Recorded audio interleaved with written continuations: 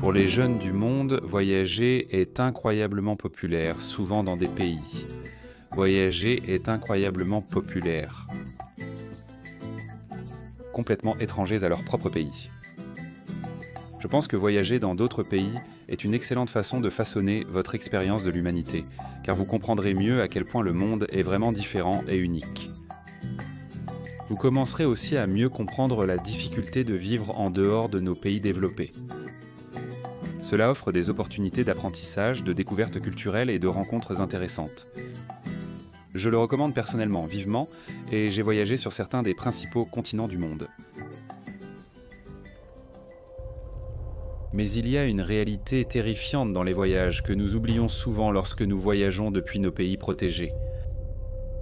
Dans les pays où les gens vivent dans la pauvreté, la vie est bon marché et elle est souvent traitée de cette façon, lentement.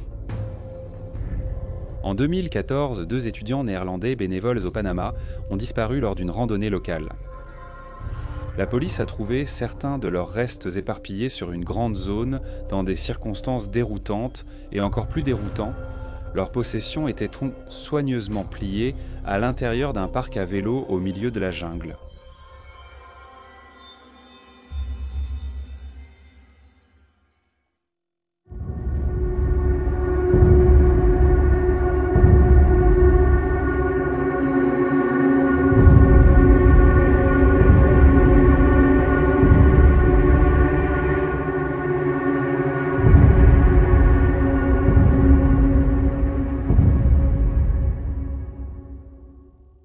Les étudiantes universitaires néerlandaises Lisanne Froen et Chris Kramers se sont rencontrées alors qu'elles travaillaient ensemble dans un café à Amersfoort et ont emménagé ensemble peu de temps après.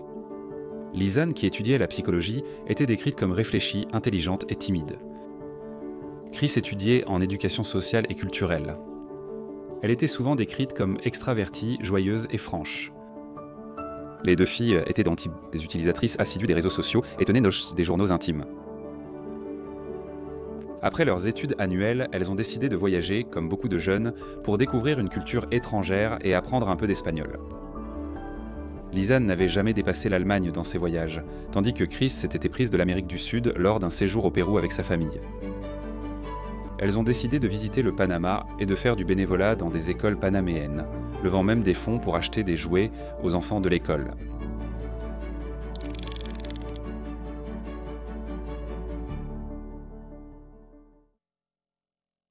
Les filles sont arrivées copolées à Bocas del Toro et ont passé du temps à apprendre l'espagnol, à savourer la cuisine locale et à profiter des activités touristiques typiques. Boire, danser, nager, visiter la plage. Quand nous voyageons, nous avons tendance à rechercher inconsciemment ce qui nous est familier. Alors quand ils ont rencontré 2 voyageurs néerlandais, ils ont décidé de passer beaucoup de leur temps à Bocas del Toro avec eux.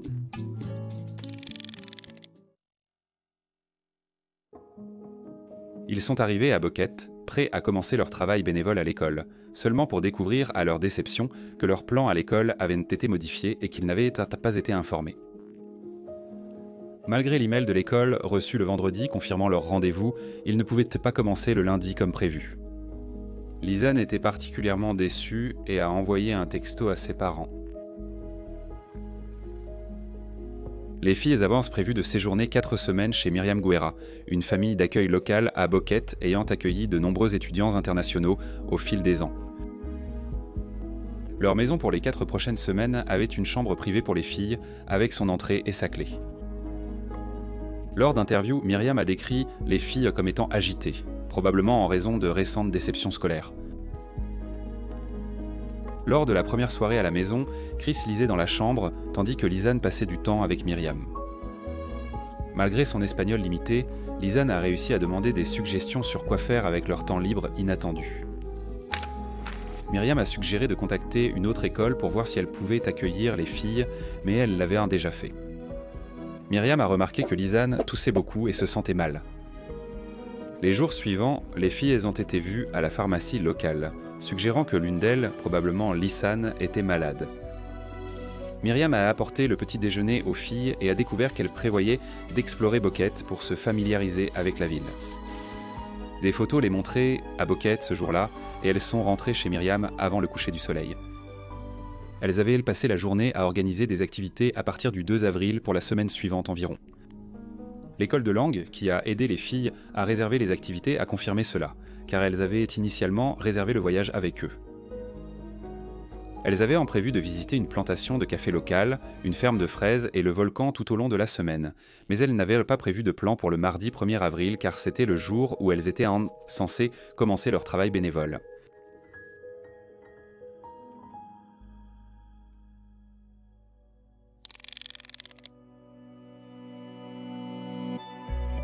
Le sentier Pianista est une randonnée de 8 km qui commence à Boquete et se termine à un sommet, passant par une jungle de forêts denses et à travers une forêt de nuages qui est ainsi nommée en raison des niveaux élevés d'humidité dans l'air qui créent un nuage suspendu dans la région. La randonnée se termine à un point 8 km d'altitude et nécessite une ascension de 610 mètres sur une distance de 2 miles.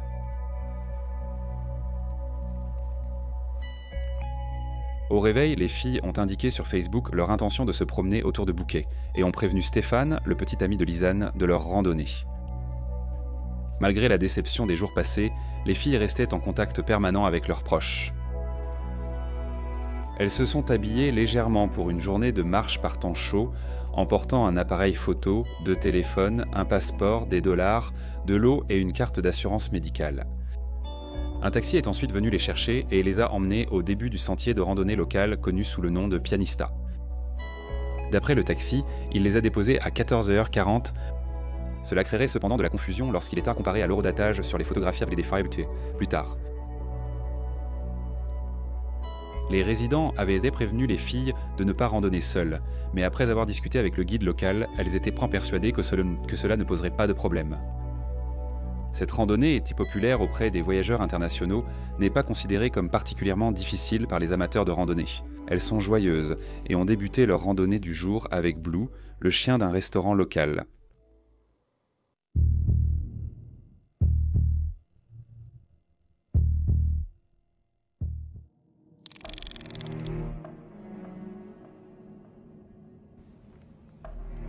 Les photographies de l'appareil numérique du sac à dos montrent 2 jeunes randonneurs appréciant grandement leur voyage. Elles sont animées, souriantes et ensemble. Il y a une certaine confusion à propos des photos car l'horodatage sur les photos les plus anciennes indique 6h03 du soir qui a ensuite été recalculé par les enquêteurs panaméens à 12h03. Ce timing entre en conflit avec l'histoire du chauffeur de taxi qui les aurait déposés à 1h40 de l'après-midi. Les enquêteurs ont décidé de recalculer l'heure en la décalant de 6 heures, en supposant que l'appareil photo était réglé sur le fuseau horaire par défaut de Greenwich Mean Time, car l'appareil photo est fabriqué au Royaume-Uni. Mais si c'était réglé par défaut, pourquoi la date serait-elle correcte ? Depuis, des experts en photographie ont analysé les photos des filles et ont déterminé la période de l'année selon la position du soleil. Il était environ 13 heures. Les filles ont pris des photos durant leur voyage, reflétant l'humeur joyeuse. Selon la photo 499, elles ont atteint le sommet du sentier à 13h01. Puis, à 16h39, quelques heures seulement après avoir commencé leur courte randonnée, un appel a été passé depuis l'iPhone de Chris. Le numéro qu'elle a composé était celui des urgences néerlandaises qui se dévient vers les services locaux à l'international. Presque 10 minutes plus tard, le téléphone portable de Lisanne a également tenté de composer le numéro des services d'urgence. Aucun des appels n'a abouti. Ils ont ensuite éteint leur téléphone pendant les 14 heures suivantes. Les photos sur leur appareil photo numérique de cette époque montrent un changement chez les filles. Lisanne prend rarement des photos, mais sur 2 clichés, Chris affiche des expressions et un langage corporel inhabituels. La posture et les expressions enthousiastes et joyeuses d'il y a peu ont disparu. Plus frappant encore, chaque photo montre maintenant les filles séparément. La distance entre elles empêche de distinguer l'expression sur le visage de Chris. Alors que beaucoup des photos montrées auparavant les montraient partageant un selfie ensemble, dans chaque photo après ce point, nous ne les verrions jamais partager un selfie à nouveau et nous ne verrions plus jamais Lisanne du tout.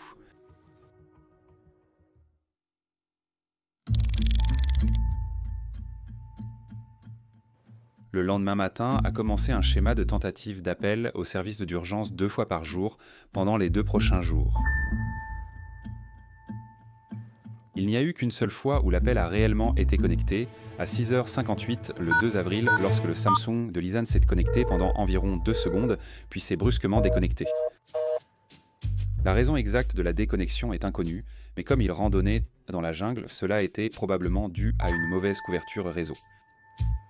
Les téléphones ont été allumés et éteints périodiquement entre le 3 avril à 16h et le 11 avril pour rechercher une connexion réseau. N'en ont jamais trouvé une. Le guide touristique, désigné dans les rapports d'enquête sous la lettre F, aurait été alarmé que les filles ne le rencontrent pas pour la visite guidée qu'elles avaient organisée la veille. Il se rend dans une école de langue où les filles étaient censées commencer à faire du bénévolat pour les chercher. Il parle avec une employée nommée Aylan qui dit qu'elle n'a pas parlé aux filles depuis la veille. Ils se rendent tous les deux à la maison de Myriam pour voir si les filles sont à la maison mais ne trouvent aucun signe de présence. Myriam informe F qu'il y a une clé de secours pour la chambre dans le jardin qu'il récupère et ouvre la porte de la chambre des filles. Il passe 30 minutes dans la chambre sans que ni la police ni Myriam ne soient laissés présents. 2 touristes français se dirigent vers le sentier Il Pianista et un local leur dit de ne pas entrer dans la jungle, car des cris avaient été entendus la nuit précédente. Le guide touristique F commence à fouiller la zone à la recherche des filles disparues et prévient la police des heures plus tard à 17h om Satos.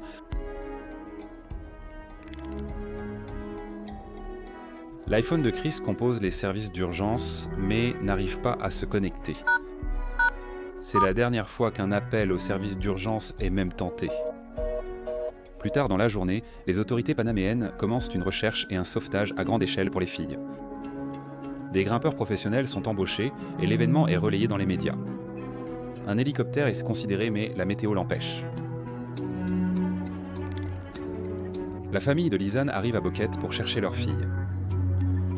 Les services d'urgence survolent contre la jungle en hélicoptère, mais la densité de la végétation empêche toute visibilité.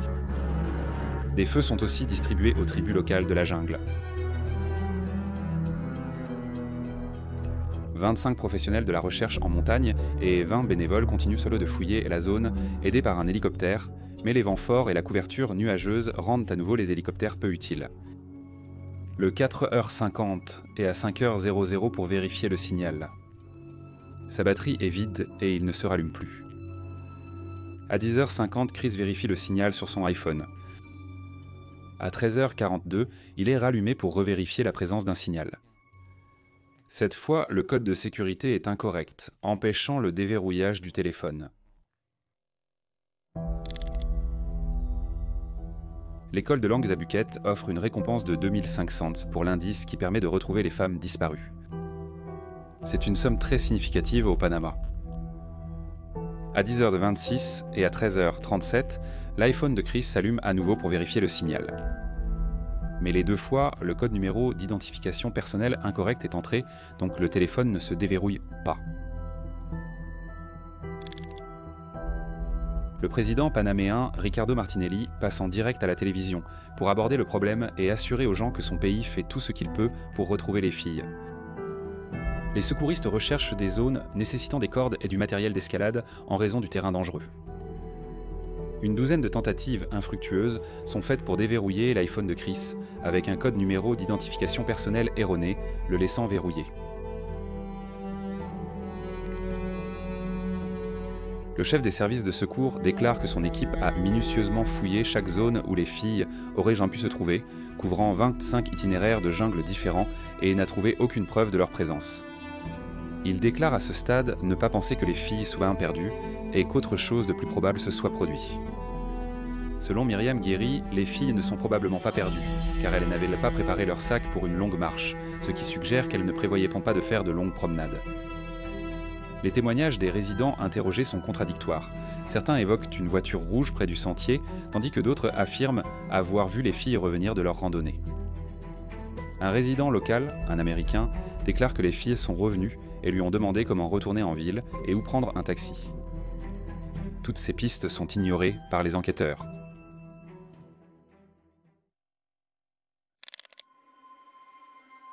C'est cette nuit-là, après 7 jours coincés dans la jungle sans nourriture, sans eau et sans espoir de s'échapper, qu'une série de 90 photographies sont prises pendant la nuit par l'appareil photo de la fille. L'origine et le but de ces photos restent un mystère. Utilisait-il le flash pour s'orienter ? Signaler des hélicoptères de secours ou éloigner des animaux ? Photographiait-il quelqu'un qui les suivait ? Les filles ont-elles même pris ces photographies ? Ou quelqu'un d'autre les a-t-il prises pour donner l'impression que c'étaient les filles ? Quoi qu'il se passe, je ne peux même pas imaginer à quel point c'est terrifiant d'être coincé dans la jungle pendant une semaine sans nourriture ni eau. Un endroit où la nuit est d'un noir absolu et où le bruit de la faune grouillante remplit l'air de tous côtés comme une cacophonie d'intimidation, se rapprochant lentement et étouffant.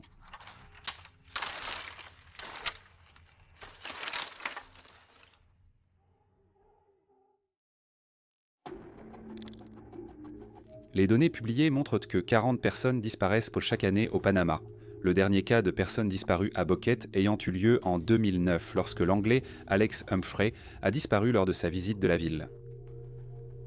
Le téléphone de Chris est déverrouillé et des mauvais codes sont à nouveau entrés, le laissant verrouillé.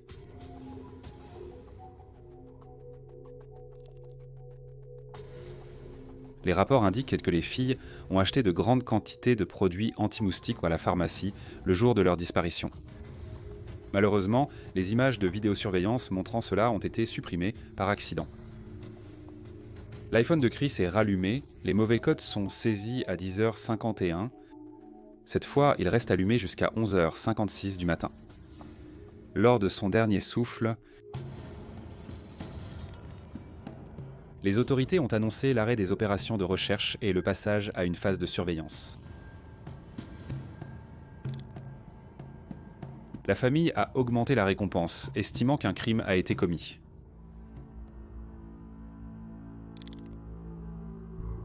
Un tuyau est donné anonymement que 2 squelettes ont été aperçus dans une zone appelée la Culebra, et au même endroit où certaines des photos nocturnes sont censées avoir été prises, bien que nous devrions nous rappeler qu'à ce stade, le sac à dos n'avait pas été trouvé, donc les enquêteurs ne savaient pas pour les photos. Le mauvais temps empêche un hélicoptère d'atterrir à Culebra pour vérifier. 2 jours plus tard, quand il revient, les enquêteurs ne trouvent rien. Betsaida Pitti dirige maintenant l'équipe. Son prédécesseur était spécialisé dans le sauvetage, alors qu'elle est une spécialiste des infractions pénales. Cela amène les gens à penser que l'accent a maintenant changé de la perte accidentelle au jeu déloyal. 12 chiens renifleurs néerlandais spécialisés pouvant détecter des restes humains enterrés dans une rivière pendant 9 mois maximum sont autorisés à fouiller la zone. Ils passent 9 jours à chercher, mais ne trouvent rien. Une femme autochtone trouve près d'une rivière un sac à dos appartenant aux filles disparues. Miraculeusement, tous les objets à l'intérieur sont intacts après avoir passé 2 mois dans une jungle dense près d'une rivière et avec des conditions météorologiques constamment changeantes, y compris de fortes pluies. Le sac contient les téléphones portables, l'appareil photo numérique, $83, les soutiens-gorge, les lunettes de soleil des filles et une bouteille d'eau vide. La fouille de l'appareil photo permet à la police de confirmer que les filles ont visité le sentier El Pianista, ce qui n'était qu'une hypothèse jusqu'alors. L'officier Pitti confirme que des restes humains ont été trouvés par le guide touristique local F, près de Rio Calibra. Les restes comprennent la moitié d'un bassin, des morceaux de tibia et de fibula, et 2 chaussures dont l'une n'appartient pas aux filles. À l'intérieur de la chaussure qui appartient aux filles se trouve un pied entier. La médecine légale affirme que la botte bien lacée aurait pu les préserver ainsi. Tous les os et fragments sont dispersés sur une zone assez vaste et sont toujours trouvés par les habitants. Une paire de shorts en jean a également été trouvée, soit soigneusement pliée sur un rocher, soit flottant dans la rivière, selon les témoignages.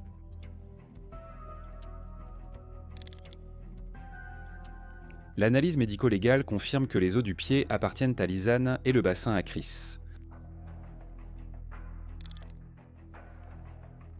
D'autres os trouvés par les habitants s'avèrent encore une fois appartenir aux filles.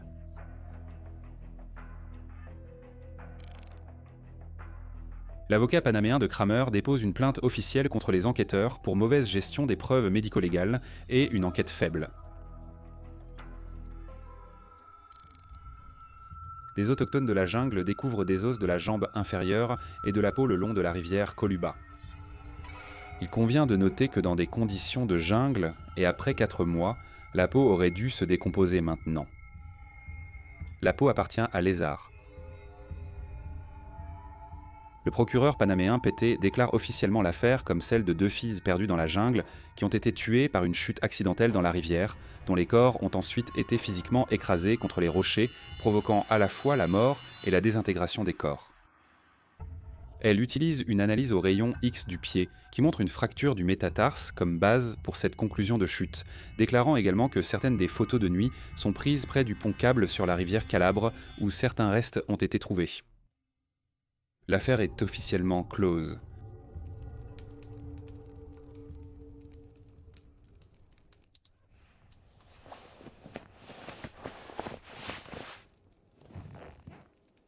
Maintenant que nous avons terminé avec l'histoire officielle, je pensais que nous examinerions les preuves et essayer de décider ce que nous pensons être précis ou non.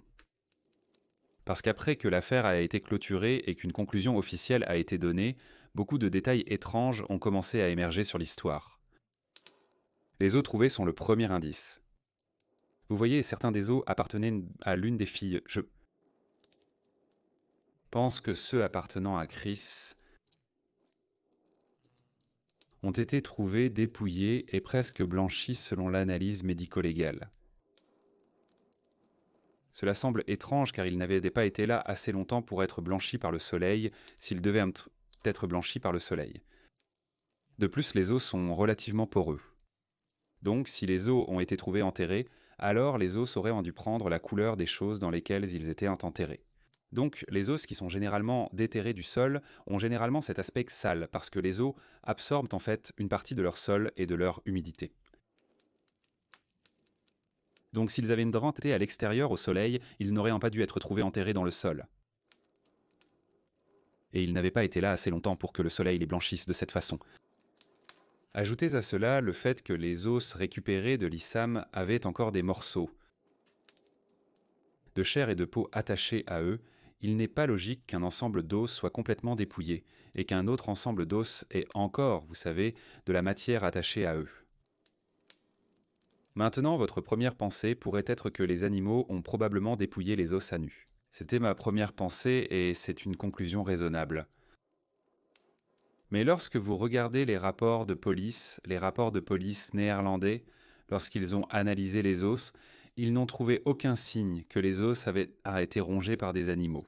Il n'y avait aucune trace de dents ou de grattage.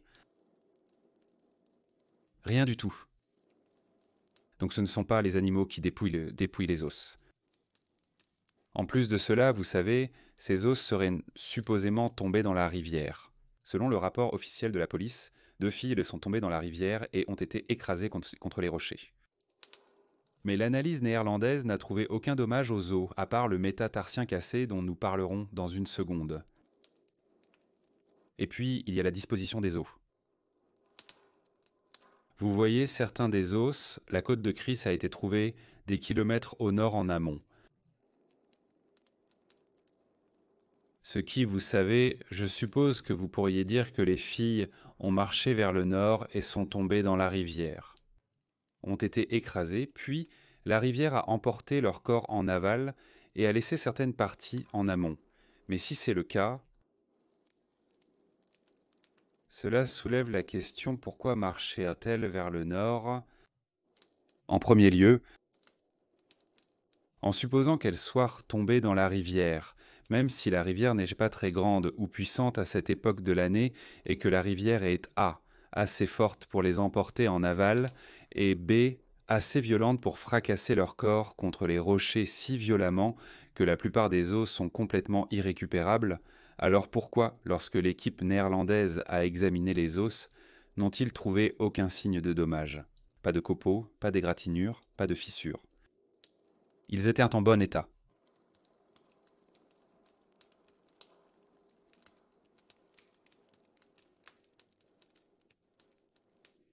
Ensuite, bon, il y a le bassin. Beaucoup de gens en ligne ont dit que le bassin était cassé en deux, mais je connais un peu les os et la structure osseuse et je ne pense pas que ce soit le cas.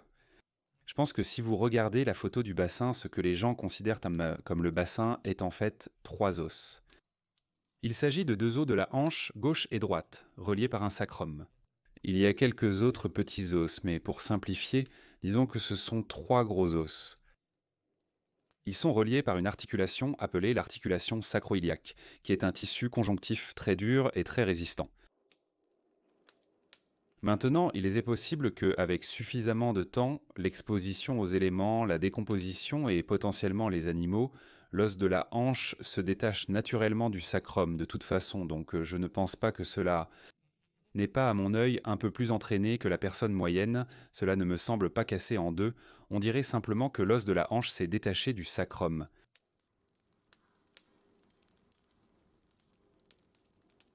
Le pied est un peu plus déroutant, ou du moins comment le rapport officiel utilise le pied cassé. Vous voyez, le rapport officiel stipule que le métatarse cassé est une preuve et est cohérent avec une mort par chute dans la rivière, sauf que les métatarses et les crasses ne se cassent pas quand on tombe. Vous pouvez parfois obtenir une légère abrasion du cinquième métatarse, qui est votre petit orteil, car il y a un tendon fort attaché à la base de cet orteil et à la cheville. Et lorsque vous vous tordrez la cheville, ce petit coin est arraché parce que le tendon est trop fort. Ceci est appelé une fracture de la base du cinquième métatarsien. Mais ce n'est pas ce que nous avons vu dans les rapports. Les rapports indiquent qu'il s'agissait d'une fracture oblique d'un métatarsien moyen. Les fractures du métatarsien au centre du pied surviennent suite à un écrasement du dessus du pied et non à une chute.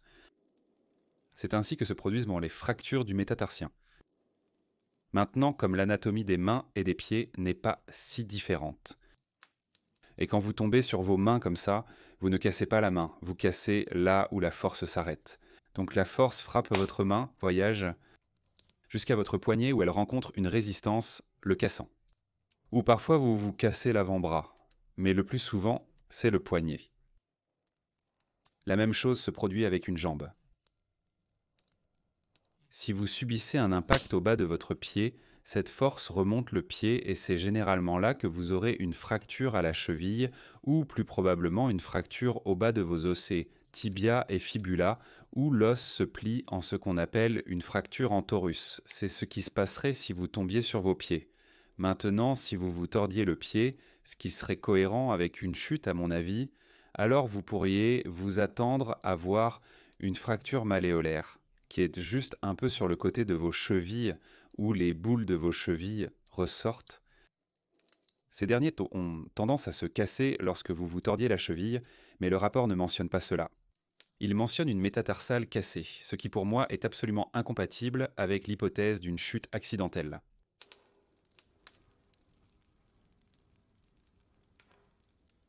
Il y a ensuite où et comment les os ont été trouvés, ce qui est incroyablement suspect pour moi.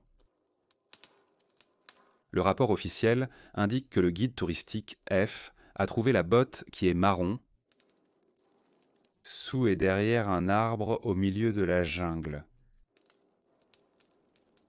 Il y a quelques explications à cela. Premièrement, regard exceptionnel. Deuxièmement, une vue superbe.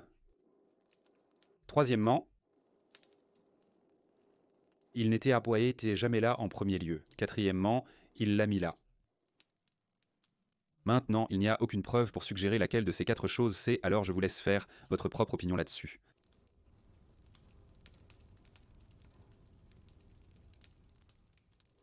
Premièrement, l'idée que les filles pourraient tomber dans la rivière, qui est assez violente pour réduire leur corps en morceaux littéraux, et puis le sac à dos et tous les appareils électroniques à l'intérieur seraient parfaitement intacts, me semble absurde.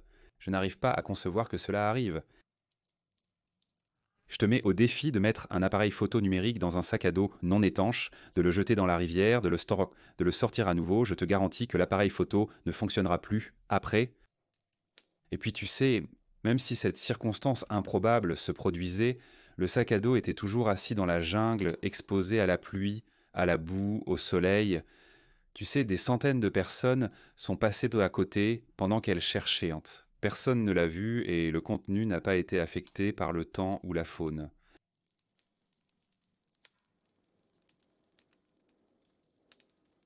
Et il est également noté dans les rapports que la photo numéro 509 a été supprimée. Maintenant, ils disent beau qu'elle a été supprimée par ordinateur. Et la façon dont vous pouvez le dire, c'est qu'il restait encore des données partielles, qui, lorsque vous supprimez quelque chose d'une carte mémoire, il reste toujours des données partielles, qui peuvent être récupérées avec un logiciel spécial. Le mot de passe ne peut être récupéré par un logiciel spécial que s'il a été supprimé à l'origine par un tel logiciel.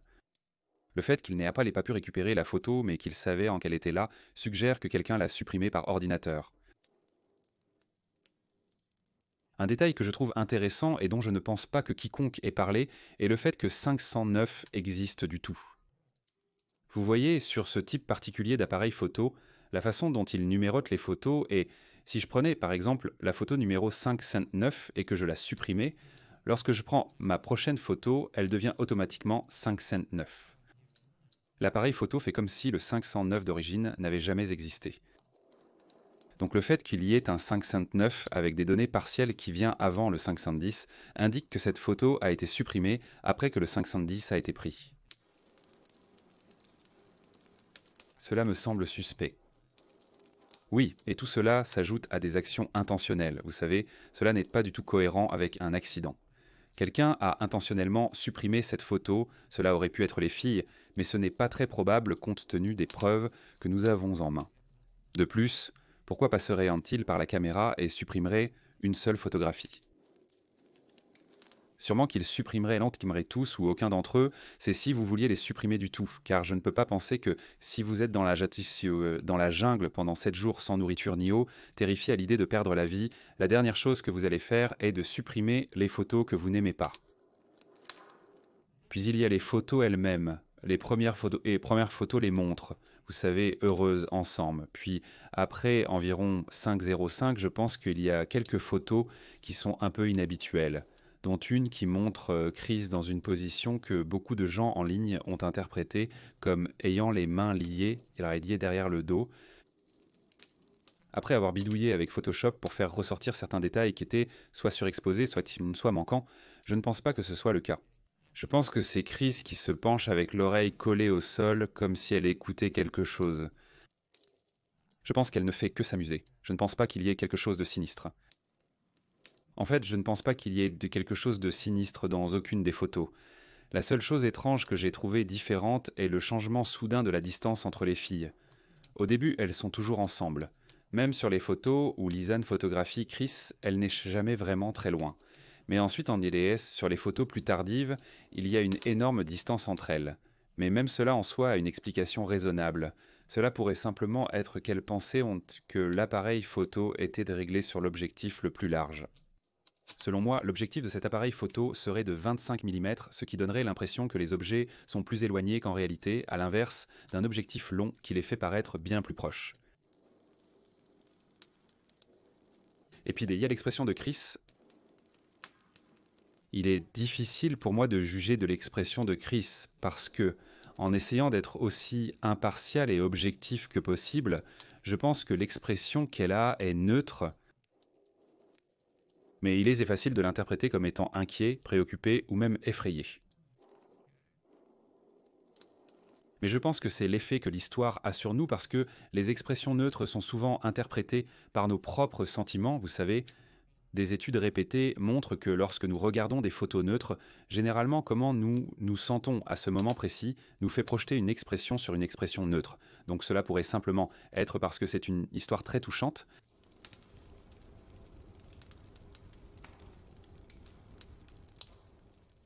Avant de parler des photos nocturnes, je pense qu'il est important de discuter de la psychologie et de l'état d'esprit des personnes qui se perdent, simplement parce que cela nous aidera à expliquer certaines de leurs actions.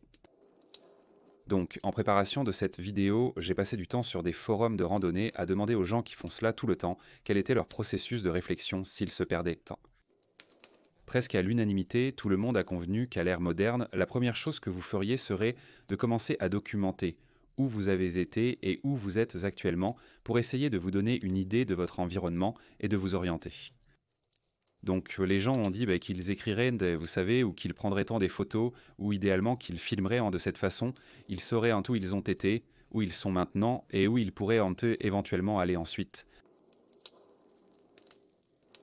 Même les personnes qui étaient malheureusement coincées dans les Twin Towers, lorsqu'elles ont été frappées par les avions, ont laissé des messages pour leurs proches, pour leurs parents, sur leur téléphone. Vous savez, ils les ont envoyés en vidéo, texte, audio.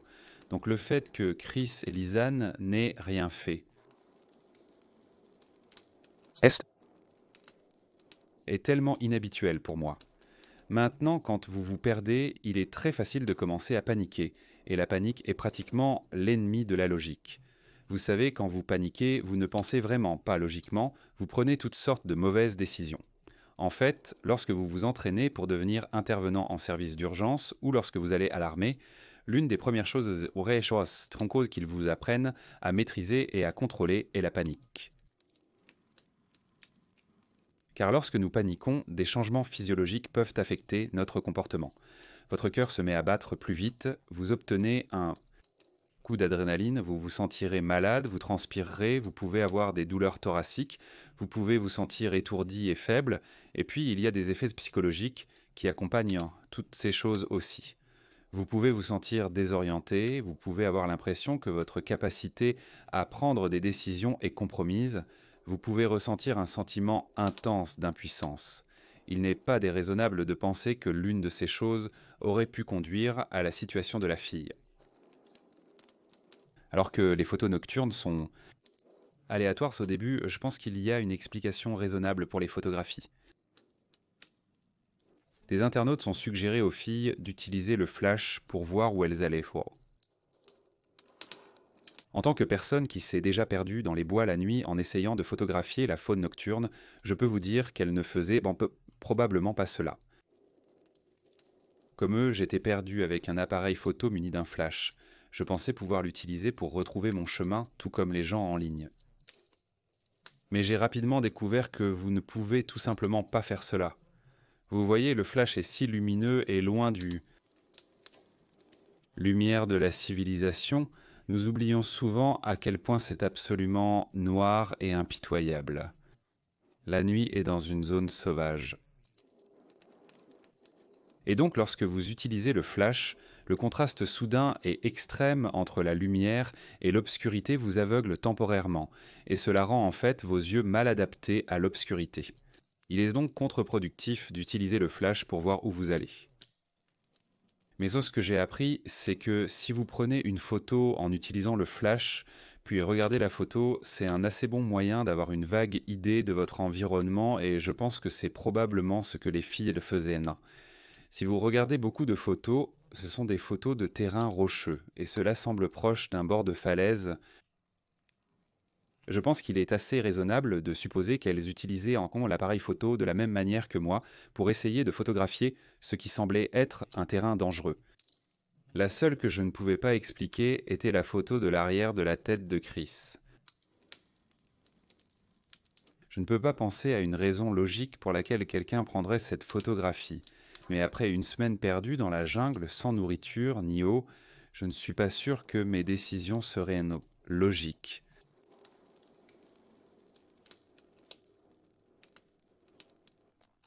La photo manquante est impossible à ignorer, surtout lorsque vous prenez en compte qu'elle a été faite par ordinateur et qu'elle a été faite après que les autres photos aient été prises. Cette photo pourrait être le chaînon manquant entre la dernière photo normale et la première photo nocturne, révélant ce qui s'est passé. Malheureusement, nous ne le saurons jamais. Je ne pense pas qu'il soit très probable que leur agresseur, s'il y avait un agresseur, avait la capacité au milieu de la jungle et un ordinateur pour supprimer cette photographie. Donc ce que je pense plus probable, c'est que lorsque l'appareil photo est entré en possession de la police, la photo a été supprimée à ce moment-là. La raison m'est inconnue. Cela aurait pu être un véritable accident, car les accidents technologiques sont fréquents. Il se pourrait aussi que la photo ait contenu des preuves incriminantes d'un crime violent qui aurait nui au tourisme local panaméen. La police l'a donc supprimé pour prévenir cela. Ce n'est qu'une supposition de ma part. Le morceau de peau enroulé était l'un des détails les plus macabres de l'histoire. Et je serai honnête, quand je suis arrivé à cette partie, j'ai réellement arrêté de lire parce que j'étais sur le point d'aller me coucher et je ne voulais pas me donner des cauchemars. Et donc j'ai arrêté de lire. Mais quand ce détail se produit des mois après la disparition des filles, vous devez poser des questions car la peau est la première chose à se décomposer. Trouver maintenant ce morceau de peau en relativement bon état non décomposé des mois après leur disparition suggère que, en réalité, Lissam doit être morte bien plus tard que Chris, ou elle est morte en même temps que Chris. Et son corps a été stocké quelque part, et la peau a été placée dans la jungle plus tard.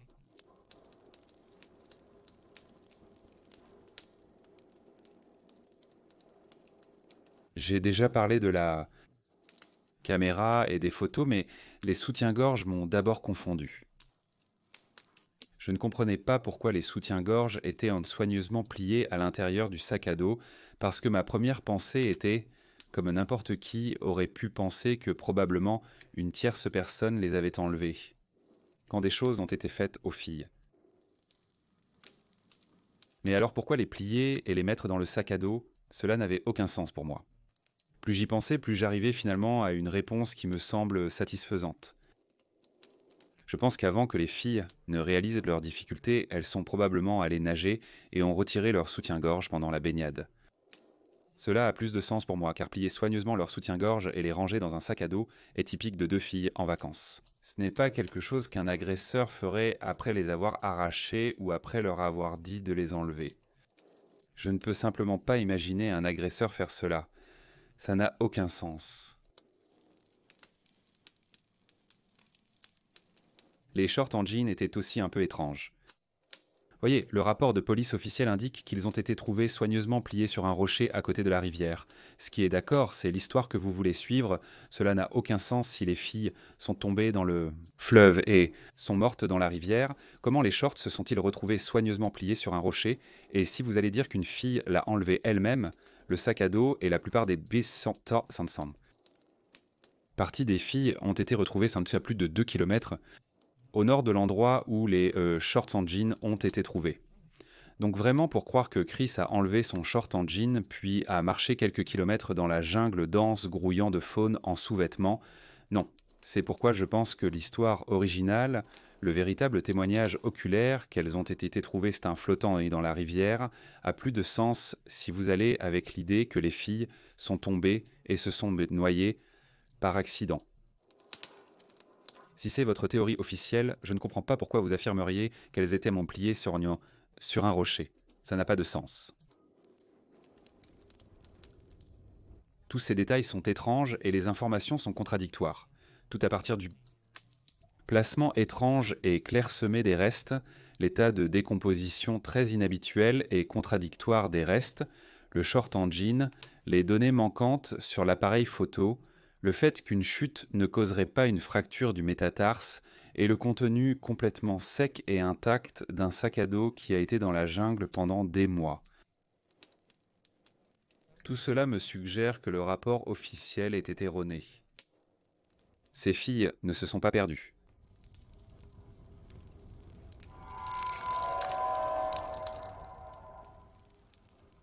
Toutes les choses qui réfutent la théorie de l'accident perdu sont les mêmes choses qui soutiennent l'idée que les filles ont été enlevées, y compris une question qui me dérangeait dès le tout début.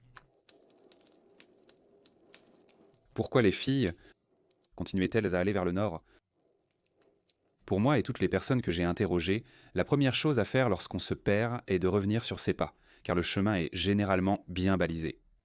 Alors pourquoi ne pas revenir en arrière vers le chemin et ensuite retrouver votre chemin jusqu'à Boquete? La seule raison que je peux imaginer pour laquelle quelqu'un ne ferait pas cela, c'est s'il ne le pouvait pas parce que quelque chose ou quelqu'un l'en empêchait. Beaucoup de gens en ligne ont suggéré que c'était peut-être à cause des cartels de la drogue, ou des gangs, car ce coin particulier du monde a un commerce florissant de la traite des êtres humains à des fins sexuelles et don d'organes involontaires. J'ai donc fait un peu de recherche et j'ai cherché des rapports sur des événements similaires à ces deux filles pour voir s'il y avait une sorte de modèle. Ce que j'ai trouvé, c'est qu'en 2014 seulement, il y a eu 51 disparitions dans cette région et en 2017, une femme allemande a disparu dans la même étendue de jungle.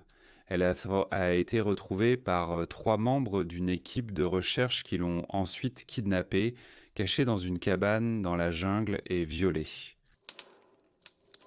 Ils ont réussi à la cacher des autres sauveteurs pendant 3 jours. Elle a réussi à s'échapper en blessant gravement un de ses agresseurs avec un tesson de bouteille, le forçant à aller à l'hôpital, ce qui lui a permis de fuir. Malgré la découverte d'un grand nombre de cas similaires à celui-ci, je n'ai rien trouvé concernant le vol d'organes ou la traite des êtres humains dans cette zone particulière. Ce qui a bien sûr un sens, car si c'était un crime organisé, pourquoi laisser les affaires de la fille sur place ? Pourquoi leur permettre d'utiliser leur téléphone portable quotidiennement ? Je pense que le crime est un peu plus personnel dans sa nature et pas quelque chose d'aussi aléatoire que le vol d'organes par hasard. Je ne peux pas penser à une seule raison pour laquelle un gang ou un crime organisé laisserait les possessions. Cela n'a pas de sens pour moi. Ils le volent simplement. En plus de cela, je pense que les gangs et le crime organisé dans cette région du monde seraient probablement beaucoup plus doués pour cacher leurs preuves ou ils seraient assez puissants pour ne pas avoir à s'en soucier. Je pense que c'est l'œuvre d'individus ou d'un individu, un individu local. Vous voyez, un local pourrait commencer à avoir peur d'être attrapé quand, vous savez, les chiens sont amenés et l'affaire fait les gros titres nationaux et internationaux. Un local pourrait s'inquiéter de cela et commencer à planter des preuves pour confondre les enquêteurs. Donc la théorie de l'enlèvement a plus de sens, mais elle n'explique toujours pas pourquoi les filles ont été autorisées à utiliser leur téléphone portable. Beaucoup de gens sur Internet semblent penser que les appels téléphoniques et les photographies n'ont pas été pris par les filles. Ils ont été pris par celui qui a attaqué les filles, ce qui je suppose a du sens car cela expliquerait pourquoi toutes les photos, sauf une, ne montraient bien pas du tout les filles. Mais je pense que c'est beaucoup de travail pour un kidnappeur de s'engager sur une si longue période, donc je ne pense pas que ce soit probable. Voici ce que je pense qui s'est passé. Je pense que les filles sont montées sur le sentier et, à un moment, juste après avoir atteint le sommet, elles ont réalisé qu'elles étaient en suivi. Cela aurait du sens puisque la veille, elles ont parlé à la guide touristique F de cette randonnée précise et le chauffeur de taxi les a déposées à cette randonnée précise. Ces 2 personnes connaissaient leur localisation. Cela expliquerait aussi pourquoi elles n'ont pas fait demi-tour pour reprendre leur chemin initial. Je pense qu'ils s'enfonçaient davantage dans la jungle pour essayer de s'éloigner de celui qui les poursuivait, se cachant sporadiquement pour essayer d'appeler à l'aide ou essayer de signaler un besoin d'aide et essayer de semer leur agresseur.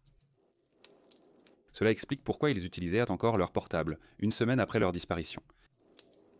J'imagine qu'après une semaine dans la jungle, leur agresseur a rattrapé les filles déshydratées et affamées.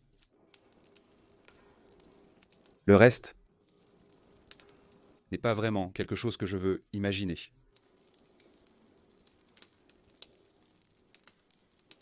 Donc ma première pensée quand il s'agit de suspects était le chauffeur de taxi. Selon des témoins, lorsque les Fatumi sont entrés dans le taxi, 2 autres hommes panaméens étaient à la présent, en plus du chauffeur. Je n'ai pas pu vérifier cela, donc par souci de ne pouvoir le confirmer, je vais écarter cette information et retenir que les filles étaient là avec le chauffeur de taxi. Ce que nous savons, c'est que peu importe la chronologie que vous utilisez, l'histoire du chauffeur de taxi ne correspond pas à cette chronologie. Les taxis peuvent être des endroits dangereux en Amérique du Sud. Mon ami a vécu en Colombie à la fin des années 80. Il parle parfaitement espagnol et est grand de taille. Il mesure environ 2 mètres. probablement 75 ou 80 kilos. Normalement, vous penseriez qu'il serait totalement bien, mais il m'a raconté une histoire une fois, juste avant que je visite moi-même l'Amérique du Sud, d'un moment où il est monté dans un taxi en Colombie, le chauffeur a verrouillé les portes et a commencé à le conduire vers un gang local qui le retiendrait alors en rançon jusqu'à ce que sa famille paie. Il n'a réussi à s'échapper que lorsque la voiture s'est arrêtée à un feu rouge. Il a brisé la fenêtre d'un coup de pied, puis a plongé hors du taxi et s'est enfui. Les taxis peuvent être dangereux. Lorsque j'ai visité l'Amérique du Sud, j'étais très conscient de cela à cause de cette histoire, et parce que je voyageais seul. Mon conseil, si vous êtes jamais dans cette région du monde, ou même dans n'importe quelle autre région du monde où la vie peut être assez bon marché, si vous prenez un taxi, ne le faites pas seul. Si vous voyagez seul, prenez une photo de l'identité du chauffeur de taxi avant de monter dans le taxi et envoyez-la à une personne en qui vous avez confiance. Et alors, si vous disparaissez et si cette personne a de mauvaises intentions envers vous, il y aura un point de départ pour quiconque vient chercher.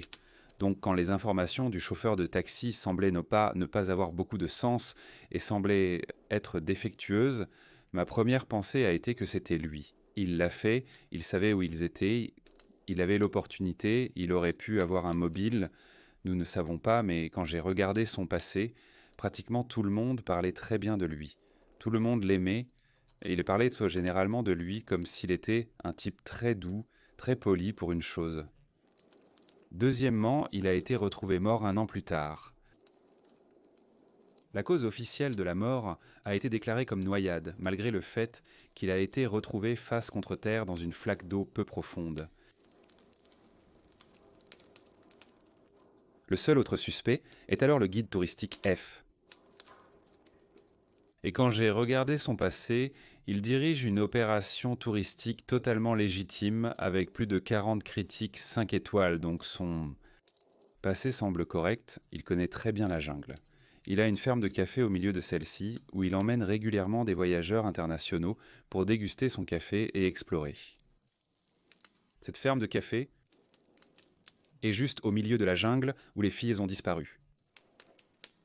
Et il y a un léger hic avec les avis. Tous les avis, à l'exception d'un, sont de couples mixtes ou de groupes de genre mixtes. Je n'ai trouvé qu'un seul avis d'une voyageuse solo et son avis n'était pas bon.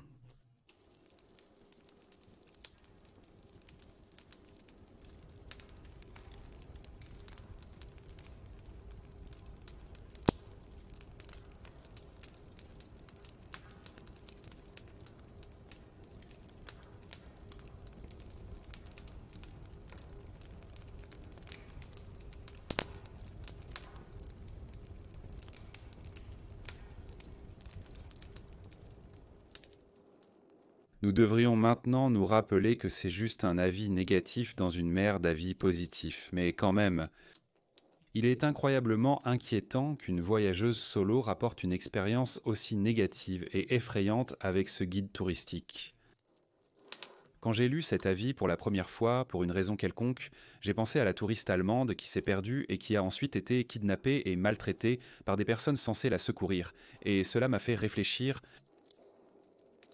Le guide touristique F possède une plantation de café au milieu de la jungle où les filles ont disparu. Il a une connaissance intime de la région environnante. Il y a au moins un compte rendu de lui étant sexuellement agressif avec des voyageuses. En plus de cela, il a parlé aux filles la veille du même sentier sur lequel elles ont disparu. Une histoire qu'il confirme lui-même dans son propre témoignage officiel d'observateur oculaire. Il était également dans la chambre des filles pendant 30 minutes, c'est son témoignage. Il y était pendant 30 minutes sans la présence de la police et il n'a pas prévenu la police jusqu'à des heures plus tard. Cela m'a semblé très suspect parce que si vous êtes tellement inquiet pour les filles qui ont disparu, que vous ressentez le besoin de les chercher partout en ville, de visiter leur lieu de travail, puis de visiter leur maison et d'obtenir la clé pour regarder à l'intérieur, pourquoi ne le signaleriez-vous pas immédiatement à la police ? Puis il y a les os. Les os et le sac à dos ont été principalement trouvés par lui et l'un de ses assistants. Au milieu de la jungle, pendant 2 mois, c'était propre et sec. La vérité est qu'il n'a jamais vraiment été considéré comme un suspect, et il a souvent sacrifié de grandes parties de son temps libre pour aller chercher les filles dans des conditions météorologiques vraiment terribles. Tout le monde, à l'exception d'une personne, donne des comptes rendus élogieux de son entreprise et de son caractère, mais il savait où elle se trouvait. On dit qu'il a une obsession pour les femmes du nord de l'Europe. Et il se promène avec une énorme machette et menace en plaisantant de vous couper les jambes si vous le refusez. Peut-être que F a suivi les filles restées dans la jungle pour commettre des actes horribles sur elles. Peut-être qu'il a supprimé la photo manquante parce que c'est une photo de lui. Peut-être que la police a supprimé la photo parce qu'elle était une preuve solide d'un crime violent et qu'il ne voulait absolument pas nuire au tourisme panaméen. Peut-être que les filles se sont vraiment juste perdues. Peut-être sont-elles vraiment tombées et mortes dans des circonstances accidentelles. En réalité, nous ne saurons jamais toute l'histoire. La vérité est que quelle que soit la fin que ces deux jeunes voyageurs pleins d'espoir ont rencontrée au plus profond de la jungle panaméenne, c'était l'expérience la plus éprouvante et terrifiante de leur vie. Merci de vous être joints à moi pour cet épisode d'Halloween. J'espère que cela a été intéressant et intriguant. Que vous partagerez tous vos pensées dans la section des commentaires ci-dessous. Merci d'avoir regardé,